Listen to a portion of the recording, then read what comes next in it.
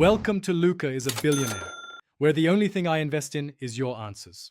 You start by powering off and unplugging the G920. This clears transient states and avoids surprises. Once done, plug it into your PC, open Logitech G920, and let it finish any firmware update.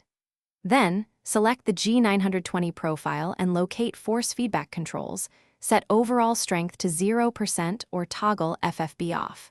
You do this first because software overrides hardware inputs. Make sure to save the profile and keep the wheel connected while you proceed to the next steps. Once the GHUB profile is set, move into each game, open controller or steering settings and turn force feedback off or set strength to 0. You must do both because many games send FFB commands regardless of hub settings. Then, return to GHUB and disable individual FFB effects and steer damper so nothing reactivates.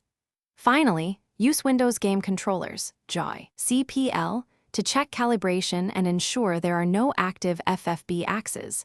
This double check prevents conflicting inputs from drivers or middleware. To completely kill force feedback, you can disconnect the motor cable inside the wheelbase.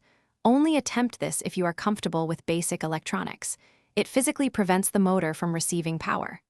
Once done, reassemble and power up to confirm no motor movement. If something still drives the wheel, reflash firmware, try another USB port, and reset or reinstall GHUB. If the problem persists, undo hardware mods and consult a repair technician. Remember, hardware changes may void warranties. Thanks for watching and please subscribe. It's the best investment you'll ever make.